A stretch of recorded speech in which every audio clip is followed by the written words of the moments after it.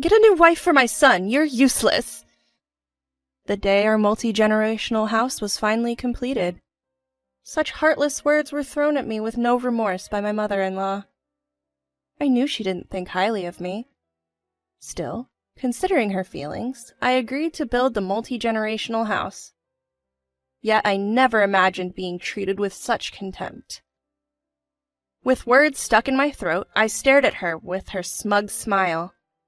My husband looked pale as a ghost, but she didn't know. She didn't know the impact those words would later have. My name is Elena, 30 years old. After graduating from vocational school, I worked at a production company, drawing illustrations. 2 years ago, I became an independent contractor, and now I work as a freelance designer. There are no benefits like when I was employed, nor are there any set holidays. But my income has increased significantly, and I am able to save more than enough. My husband, Camille, who I married 3 years ago, has been my biggest supporter. He was the one that pushed me when I was contemplating becoming independent.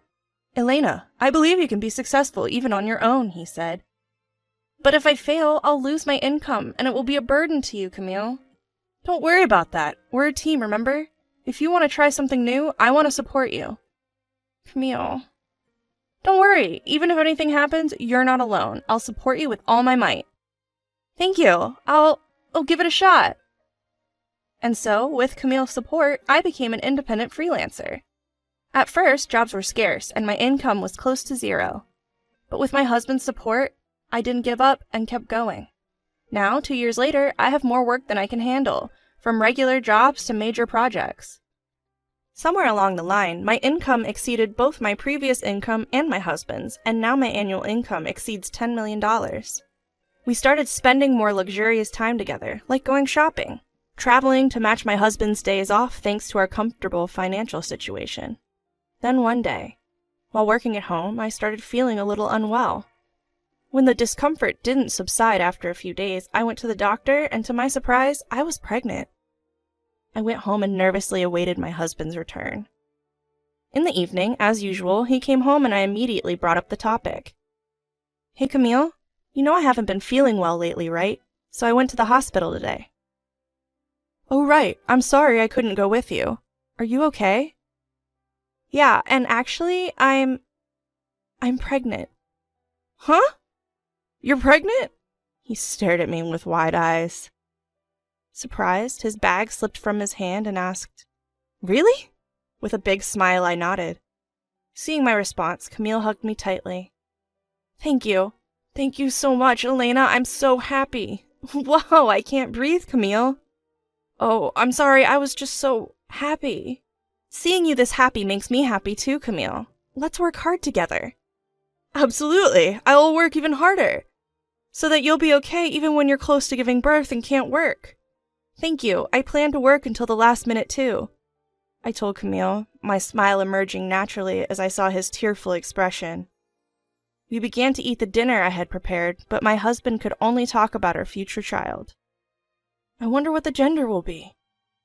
We need to prepare various baby items. Should I take paternity leave?" and so on. His excessive enthusiasm made me laugh. He was probably mulling over various aspects in his own way. At that moment, I decided to share something that I'd been contemplating for a while. "Hey, Camille, there's something I've been thinking about for some time. Would it be wrong for us to build our own house?" "Huh? A house? Ours?" "I've always thought that when we have a child, I'd like to live in a standalone house. I want to create a room for our child, and I know it may sound lavish, but I've been thinking that I'd like a study room as well." "That makes sense. Thinking about our future child, our current condominium does feel a bit cramped." "See, now that we know I'm pregnant, I'd really like to do this if we can." "Yeah, I agree. For the sake of our child who's going to be born, let's welcome them in the best environment possible." So, we decided to build a new house. We visited model rooms on our days off and started to plan the floor layout immediately, aiming to complete the house before the birth of our child. When a month had passed since we found out about my pregnancy, we decided to go to my in-laws' house to share the news. My husband's parents were there, with my father-in-law working as a company employee and my mother-in-law being a housewife. They live about a 30-minute drive away from our condominium, but we rarely visit. The reason is simple. I can't say it out loud, but I have a hard time dealing with my mother-in-law. The issue began shortly after our marriage, or it may have started when we first visited his parents' house to announce our engagement. My mother-in-law has never been welcoming towards me, always displaying a sullen expression. We used to visit their house regularly just after our marriage, but she would always ask, "No children yet?" Moreover, she didn't understand my job and often said, "Drawing for a living is not a real job," when my husband and father-in-law were not around. I gradually began to avoid going to their house due to her insensitive comments. Even when my husband suggested visiting them, I would gently decline, saying, "I have a deadline coming up." But this time, I had to go. Plus, I thought that she would be happy if we shared the news of our pregnancy. So we set off for the in-laws' house, my husband at the wheel. After not seeing her for a while, my mother-in-law greeted me with her usual sullen attitude. "Well, well, it's been a long time, hasn't it, Elena?" "Mother-in-law, it's been a while. I wonder what you've been up to. You surely haven't been drawing all this time, right?" "That's what my job is." "Well, still as sassy as ever.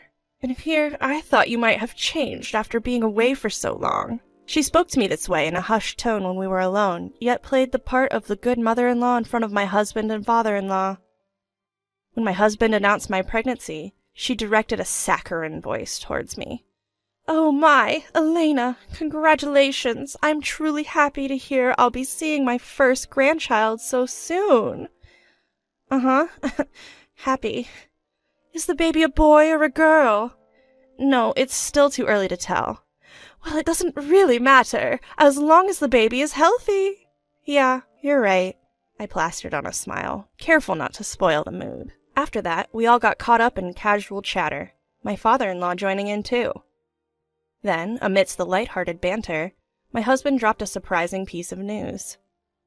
"You know, we've decided to build a new house." His announcement got a big reaction from my mother-in-law. "What?" My ominous hunch came true as she responded with delight. "Why not make it a two-family house?" "Two-family house? You mean you guys will live with us?" "Yes. Our house is getting old. We were just debating whether to renovate or move entirely." Well, we didn't really plan to." "I'm sure the child will benefit from living with grandparents, right? You agree too, don't you, Dad?" My father-in-law, thrown into the conversation, kept his expression neutral, but there was a hint of joy as he muttered, "Yeah, I guess so." Seeing his reaction, my mother-in-law turned to me, her eyes practically shouting, "See? Elena? Honey? Dad agrees too, so it's okay, right?" I mean, it's all so sudden." "Why not? It seems more families are going nuclear these days. I'm sure we'll have a blast living together." "Well, I mean, when the baby comes, working will be hard, you know. Wouldn't it be nice to have someone close by to help out with housework?"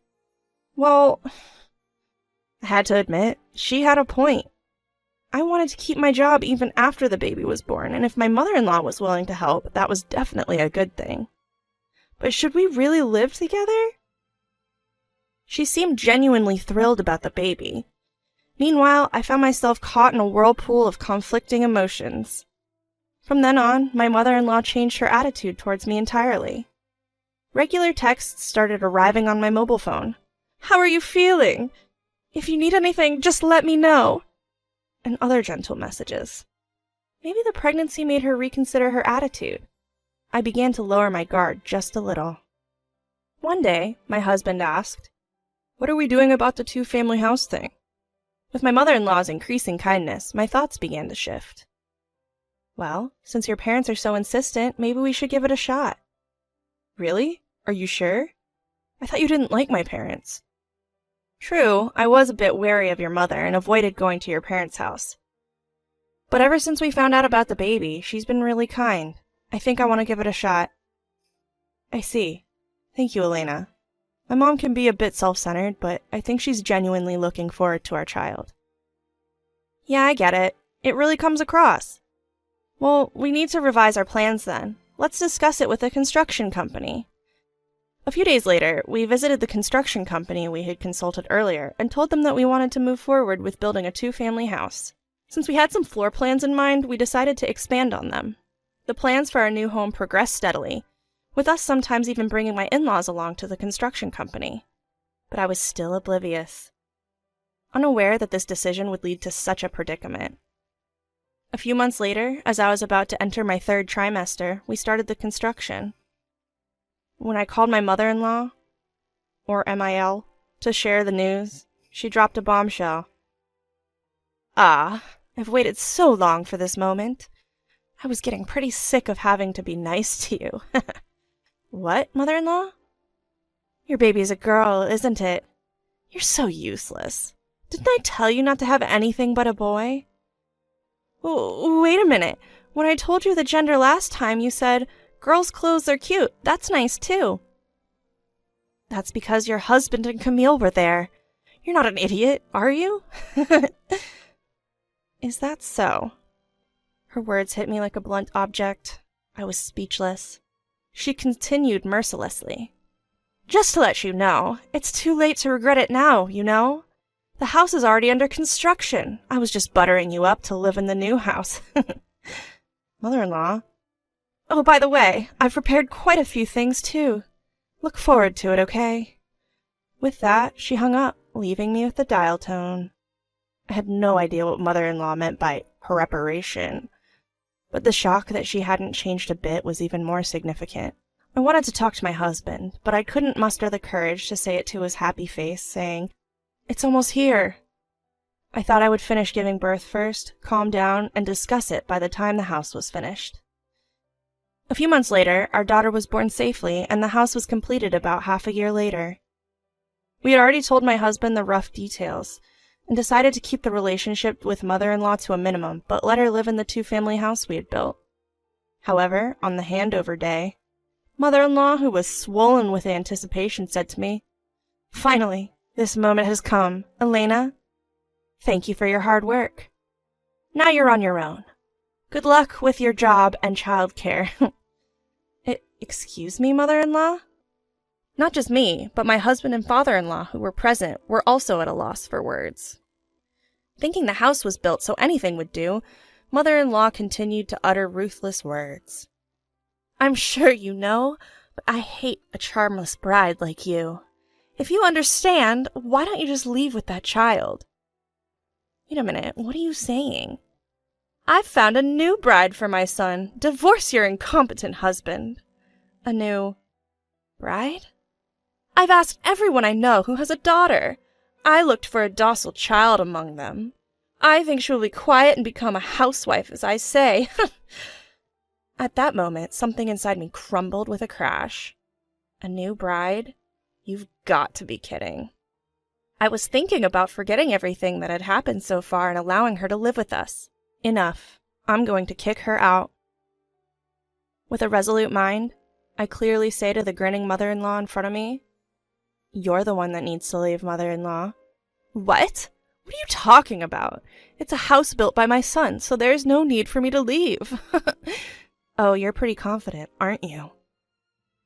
"Of course." "Well, even if you tell me to leave, it's my son's house, so I'll keep living here." Seeing the overly confident mother-in-law, I couldn't help but let out a laugh. Meanwhile, my husband opened his mouth slowly, his face turning pale. "Mom, don't tell me you didn't know." "Huh? What is it, Camille?" "This house, this duplex, was built under Elena's name." "What?"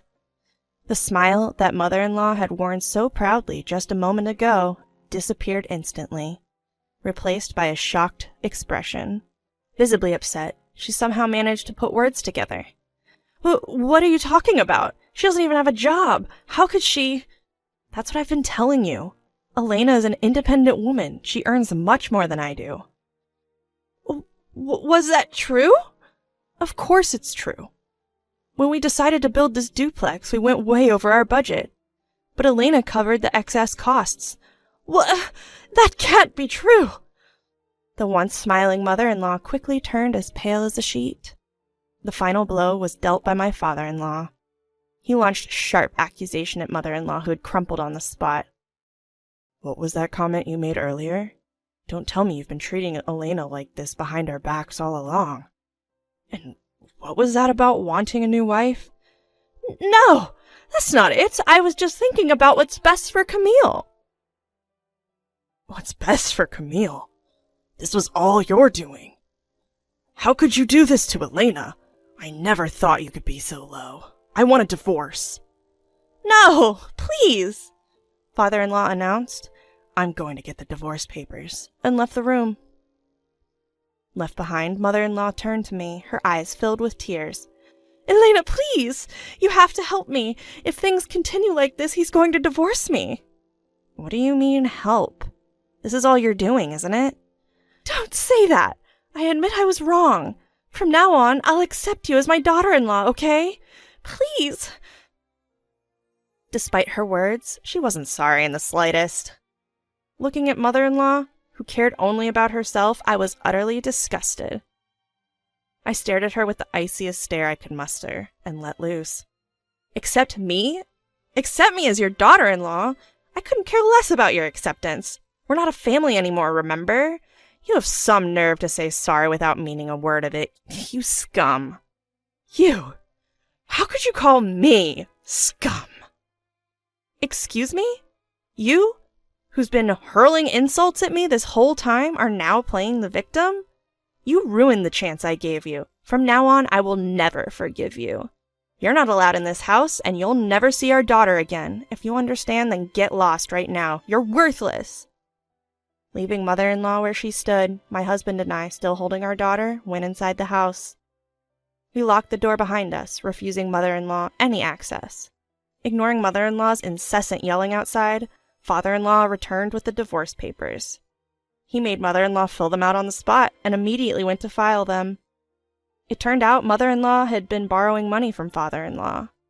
She was given the choice to pay back the money immediately or divorce. As a housewife with no means to pay back the money in a few days, mother-in-law reluctantly chose divorce. We let father-in-law into the house and locked the door once again. After a while, mother-in-law continued to cause a ruckus in front of our house, but before we knew it, she was gone. A bit later, it seemed that mother-in-law's sister reached out to father-in-law, saying that mother-in-law had come to her. Apparently, mother-in-law had been terrible to her sister in the past, to the point that they were almost estranged. Now, in exchange for letting mother-in-law live with her, her sister is making mother-in-law do all the housework as a sort of revenge for past grievances. I'm certain she's not living the easy life she once had. On the other hand, my family of 4 is living happily. Father-in-law, who is a man of few words, shows a lot of love to our daughter. His mere presence provides an ample amount of love for her. Looking forward, we plan to keep working together with my husband and father-in-law to create a fun and loving home.